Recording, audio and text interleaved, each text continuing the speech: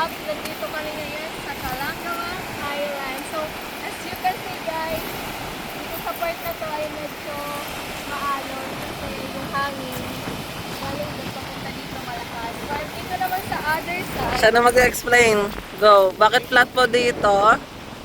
Sa other side, wala pong alon, walang hangin kasi yung hangin galing doon. Sarapan na lang ako. Bakit po nag-iba yung sand dito? Yung ulo ko. Yung last po na video na maliit lang yung space ng ano dito. Bakit po sa palagay nyo? Kasi yung yung sand, nilalagay doon ng mga wave. Kaya napundok dito na tambak. Ayun, hindi, Bakit? malaki na talaga yung sandbar dito. Ano lang, timing lang nung pagpunta nyo na, ano, malaki yung tubig. hindi nakikita yun pero ang liit talaga ng sandbar. Diba? Hindi, Ang liit talaga nakikita yun doon, tapos andito ang Argument. maliit talaga.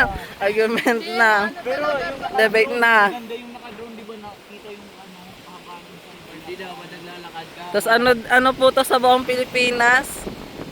Ito yung longest sandbar in the world. Kaya sa In the world. Go. At least sa Manalong ano, Go.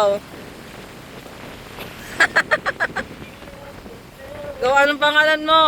Yung yung introduction nila, go. Korea, Tisa Manalo, Philippines! Yung yung Emma Mary Tiglao. ano, 1, 2, 3, go. Emma, Mary Tiglao, Miss Grand Philippines! Take 2 daw po, take 2. Go. Emma, Mary Tiglao, Miss Grand Philippines! Tapos ito po yung Ako napapagod. nakadulo na guys. Ba't walang Chinese Coast Guard dito, kuya? Kasi pinoprotektahan ko. Look! Dito naman na ako. Mag-aasawa na lang ako ng Chinese. Ay, ito po. Chinese Coast Guard. Mama.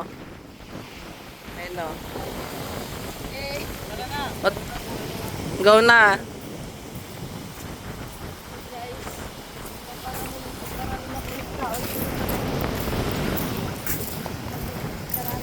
Larar daw.